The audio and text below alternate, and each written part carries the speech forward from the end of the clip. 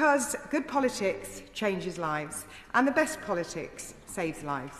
All of us here are in this place are committed to do that, and I'm proud to support this bill, and I urge members to vote today for all those lives that this could help to save and those families whose lives it will change. Thank you, Madam Deputy Speaker, and I wish once more to thank the member for Edinburgh South West for all he has done to bring this bill forward. We and thousands of families throughout the UK all owe him a huge debt, and I am proud to have supported this bill from the very beginning. I also want to pay tribute to the ongoing work of the member for Mitcham and Morden, whose inspirational advocacy has set the example on these issues, particularly for new MPs like me, on how to do it. I do not think I need to take up much time this morning restating why the provisions for the Rare Cancer Bill matter. Every honourable member who sat alongside me on the Bill Committee knows already, which is why we reported it back to this House unchanged. The Minister knows, which is why the Government has repeatedly pledged its support. And organisations working on the rare cancer know too. The Brain Tumour Charity describes it as a bill of hope, and the Pancreatic Cancer UK talks of this legislation's potential to transform survival for rare cancers. And that potential sits with us today. The Rare Cancers Bill takes concrete and common sense steps to facilitate research into rare cancers, to improve the speed and quality of necessary clinical trials, and to help get orphan drugs, medicines often neglected because they target uncommon conditions, to those patients who so desperately need them. So I urge the House to advance the bill and ensure these provisions become law as rapidly as possible. So much depends on getting this one right, and to that end I'd like to briefly remind the House what exactly is at stake today for families throughout this country, including my own. When I spoke at the second reading, I told the story of Group Captain Pip Harding, my brother-in-law, who was diagnosed with an aggressive stage 4 glioblastoma in February 2024. Madam Deputy Speaker, his prognosis was such that he should not be here today.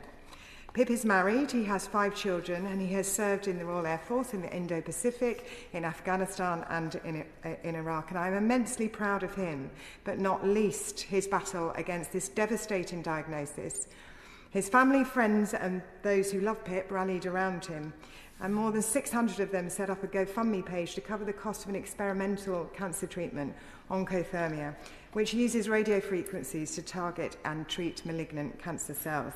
I'm happier than I can say to be able to tell the House that Pip is alive and well, and the tumour has shrunk from 7 centimetres to less than 1 centimetre as a result of that treatment. And for Pip's loved ones, of course, this means the world and oncothermia is winning it for him. This means that there is more time, of course, for his family, but more time for more treatments to come online to get his health back.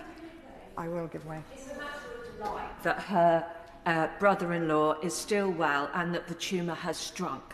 But I just wanted to say to the House and to all members, Madam Deputy Speaker, that that machine, campaigned for and fundraised for by my late sister, is currently situated in a private hospital in London because it would get nowhere near an NHS hospital. And that is the tragedy of the circumstances that we find ourselves in, that our system is so restrictive we cannot look for new innovations within our NHS. Thank the honourable member and for all her advocacy on this, and she makes such an important point that was made previously as well. Rare cancers are not rare for the victims and their families, and this is why we need to bring treatments like this into the NHS so that they are available for all, and not just for those who set up GoFundMe pages winning tens of thousands of pounds. And I want to just use Pip's words for the House today on glioblastoma. And he says this is a very sad disease of which the cause is unknown and seems to randomly strike individuals. It would be just amazing if the policy to support these people was changed by this vote. And I'm personally so grateful to everyone who is so kindly driving this forward. His successful story and the challenge of accessing oncothermia underscore equally the importance of this legislation. In sum, innovative new treatments for rare cancers must be brought to patients as fast as possible. And my constituents in Esher and Walton, particularly those whose lives have been scarred by cancer, also feel this very deeply. In the last few days, many have written to me about today's legislation, sharing with me why its success matters so much to them. One told me of his very young son, diagnosed last year with a rare brain tumour. About this has turned their lives upside down.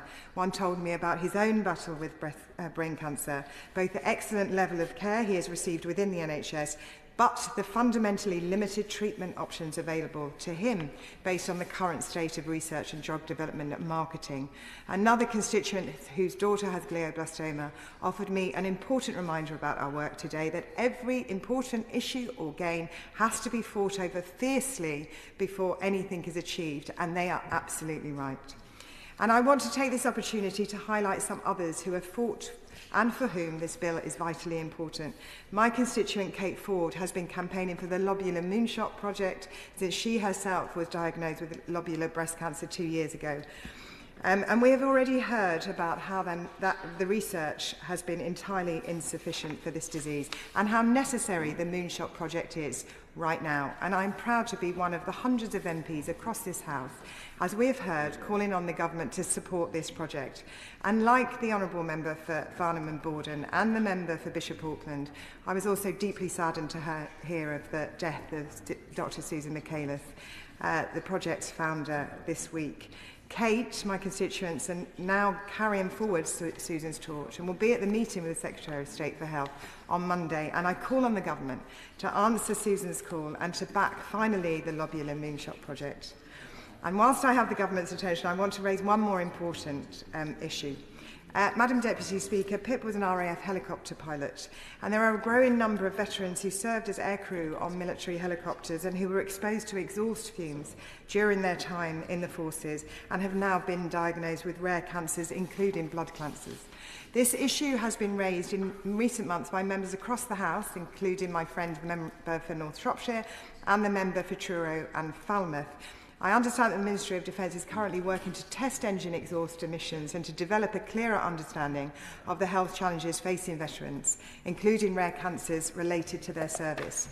These are welcome steps but insufficient, and whilst I am conscious both that the MOD does not unequivocally recognise a link between exhaust fumes and these cancers, and that I am not addressing the Minister for Veterans, I do want to urge the Minister to do all he can to accelerate the collation of veterans' health data, an essential project which otherwise could drag on, and also do all he can to support the development of cancer screening programmes for those veterans who may be at risk due to their record serving this country. Madam Deputy Speaker, cancer can touch any life. It can come unexpectedly and it can come cruelly. Today's bill offers hope to all those whose cancers have been neglected and disregarded in drug research and clinical trials, but have upended their entire lives. It offers us a chance to say to all those people, you are not alone and you are not forgotten.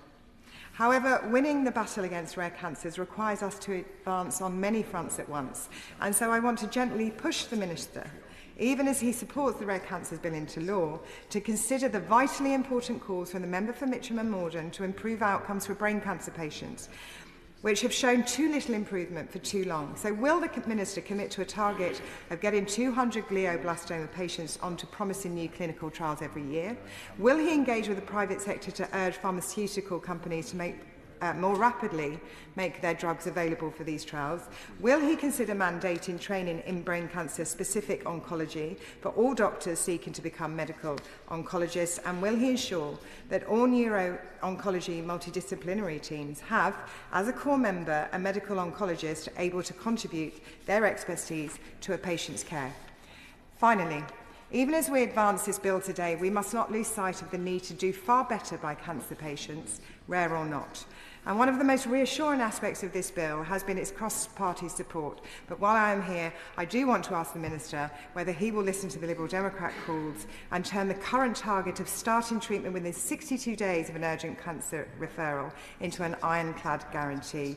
And will he also consider our call to expand the capacity of the medicines and healthcare products regulatory agencies' capacity as another way of ensuring innovative drugs are not snarled up in red tape and reach patients faster? There is much work left to do, but today's legislation is a real step in the right direction. And I take note of the Honourable Member for Edinburgh South West on his humbleness. So I will speak, if I may, on the reach of this bill and his work. Because good politics changes lives, and the best politics saves lives.